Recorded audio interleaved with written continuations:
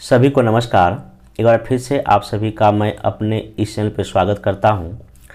आज के इस लेक्चर में एसे का एक most important model answer discuss करने जा रहा हूं, जो कि बिहार स्पेसिफिक टॉपिक से रिलेटेड है और उस टॉपिक का नाम है छठ पूजा। सांस्कृतिक, धार्मिक, आर्थिक, सामाजिक, पर्यावरणीय महत्व। मतलब कि इसमें जो बताया जा रहा है आपको, छठ पूजा को हर एक डायमेंशन से बताने का कोशिश किया जाएगा। अगर छठ पूजा फिर कोई भी अगर ऐसे पूछा जाए उसको आप वहाँ पे लिख पाएँ। देखिए, छठ पूजा बिहार के लोगों के लिए मतलब कि बहुत ही नज़दीक से जुड़ा हुआ है, लेकिन अगर इसमें 1000 शब्द लिखने को कह दिया जाए थोड़ा सा पसीना उतर जाता है। इसलिए इस टॉपिक को लिया गया है और काफ़ी सारा कॉल या मैसेज छठ पूजा को लेके आ रहा था, इसलिए मैं सोचा क्यों नहीं एक वीडियो यूट्यूब पे छठ पूजा का बनाया जाए। और ये जो ऐसे तैयार किया गया, हमारी टीम ने तैयार किया है, काफ़ी रिसर्च करके चीज़ों को ध्यान में रख के इसको बनाया गया है, क्योंकि छठ पूजा से रिलेटेड यूट्यूब पर अभी एक भी कोई वीडियो नहीं है। तो मेरा वीडियो देखने से पहले आप लोग को मैं पहले बोलता हूँ, पेन और कॉपी लेके बैठिए और इसको अपने कॉपी में नोट डाउन कीजिए। और मैं फिर बोल रहा हूँ, ये सिर्फ एक मॉडल आंसर है, इसमें और भी सुधार की गुंजाइश हो सकती है।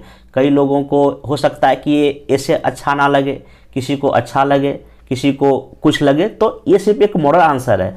आप इसको देख के आगे और भी बेहतर कर सकते हैं, क्योंकि ऐसे में हमेशा कुछ ना कुछ अच्छा करने का हमेशा गुंजाइश रहता है। परफेक्ट कुछ नहीं होता, मेंस में कोई भी आंसर कभी परफेक्ट नहीं होता, हमेशा कुछ ना कुछ अच्छे करने की गुंजाइश बना रहता है। आप लोग इसको सिर्फ देख लीजिए, इसको कॉपी में नोट डाउन कर लीजिए, आगे इसी बेसिस पे आप और भी बेहतर कर सकते हैं।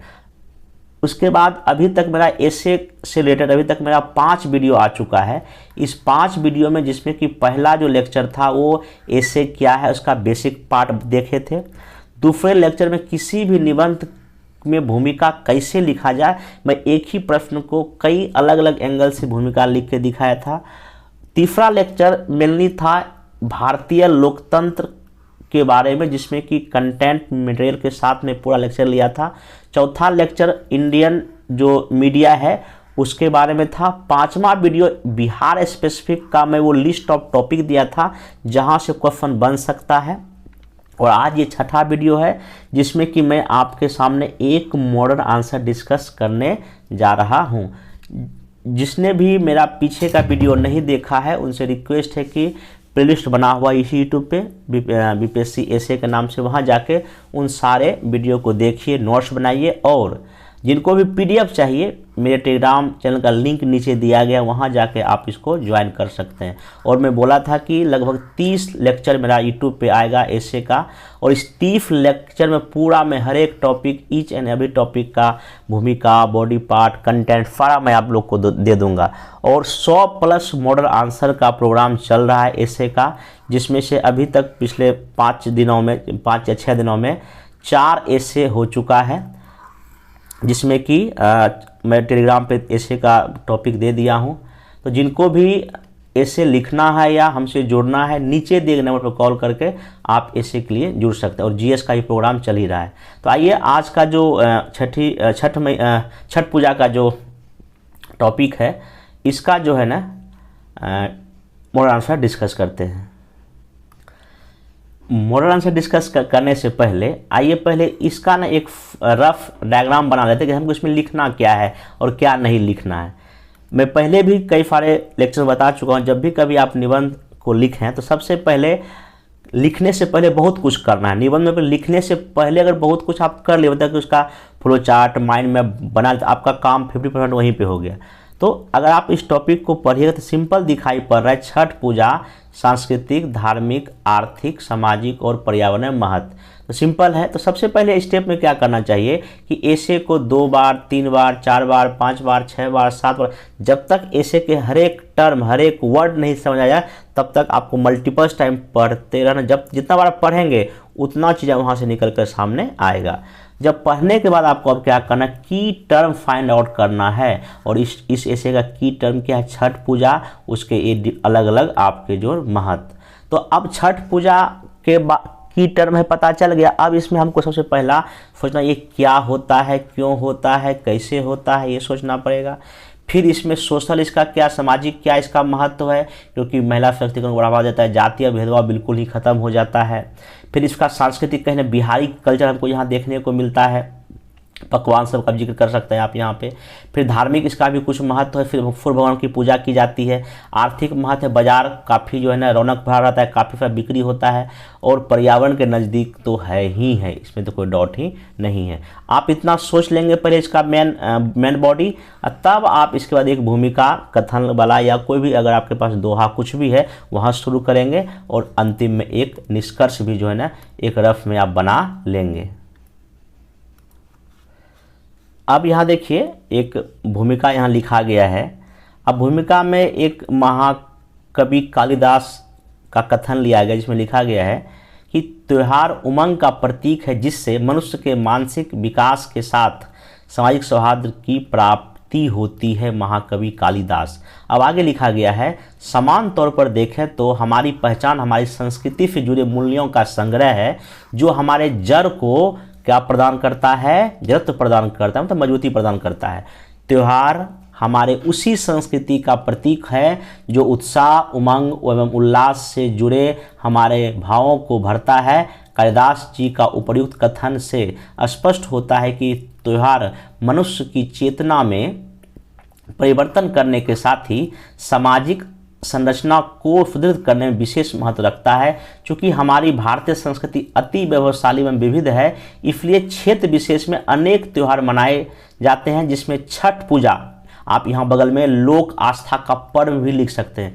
छठ पूजा लोक आस्था का पर्व का विशेष महत्व है, तथा ये न केवल राज्यों के आर्थिक, सामाजिक, सांस्कृतिक मूल्यों को समाहित करता है, बल्कि इसके पर्यावरणीय चेतना शैली को विश्व स्तर पर भी विशेष महत्व दिया जाता है। आप ऐसे करके भूमिका लिख सकते हैं। बाकी अगर आपके पास और भी कुछ बेहतर है तो आप उसको भी लिख सकते हैं। आगे देखिए इसमें क्या लिखा गया, एक यहाँ पे गीत लिखा है, क्योंकि जब आप छठ पूजा हम लोग के बिहार में होता है तो शारदा सिन्हा जी का गीत तो 24 आवर बजता ही रहता है। तो आप उनके ही किसी 2-3 गीत को याद कर लीजिए, ताकि आप निबंध में उसको कहीं चिपका सकें, क्योंकि उनका जब 1-2 अगर गीत लिखने से आपके आंसर का वेटेज बढ़ जाएगा। यहाँ पर देखिए एक उन्हीं का गीत है, पहिल हम कैनी छठी मैया व्रत त्योहार। आप सुने होंगे ये सब गाना गीत।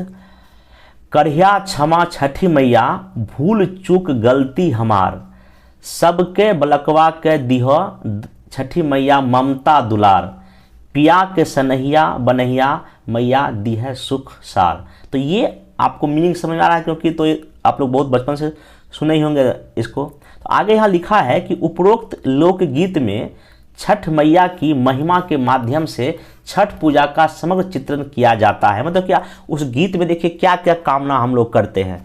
चूँकि छठ पूजा का बिहार राज्य में विशेष महत्व है, तथा इसकी सांस्कृतिक विशेषता संपूर्ण बिहार को एक सूत्र में बांधकर अपना बिहार की सोच को जन्म देता है। छठ पूजा के सांस्कृतिक महत्व को अगर सूक्ष्मता से समझने के लिए हमें सर्वप्रथम इसके ऐतिहासिक परिप्रेक्ष्य की जानकारी होना आवश्यक है, जिसे निम्न श्लोक से समझा जा सकता है। अब यहाँ पे एक श्लोक, क्योंकि जब भी अभी आप कोई पर्व या फेस्टिवल का अगर निबंध लिखेंगे तो 1-2 संस्कृत का श्लोक से होगा, आपके आंसर का वेटेज थोड़ा सा क्या हो जाएगा, बढ़ जाएगा, और लिखना भी चाहिए। तो यहाँ पे लिखा गया एक श्लोक, ओम एहि सूर्य सासो तेजो रासे जगत्यते अनुकंपयम माँ देवी ग्रहणार्ध दिवाकर। तो आप ये श्लोक का जब भी कभी संस्कृत का श्लोक लिखेंगे, आप उसका हिंदी में मीनिंग जो है नीचे ही जस्ट बता देंगे, क्योंकि हो सकता है कि जो आप श्लोक संस्कृत का लिख रहे हैं, जो एग्जामिनर कॉपी चेक करें उनको नहीं पता हो, जरूरत नहीं सबको सब कुछ पता है, इसलिए वहाँ पे लिखना थोड़ा सा जरूरी होता है। अब इसका क्या, इसका हिंदी क्या अर्थ है, अर्थात हे सूर्यदेव, आपकी हर किरण पूरी धरा मतलब पूरी पृथ्वी को क्या करती है, ऊर्जावान बनाए रखे हैं। हे आदिदेव, हम सब आपकी प्रिय बहन छठ मैया के दिन आपके कृपा की आकांक्षा या आशा रखते हैं या करते हैं। इतना लिख दीजिएगा। फिर नेक्स्ट जो है, छठ महापर्व सूर्य की बहन छठी मैया के संदर्भ में भ्राती द्वितीया के अगले दिन तृतीया को मनाया जाता है।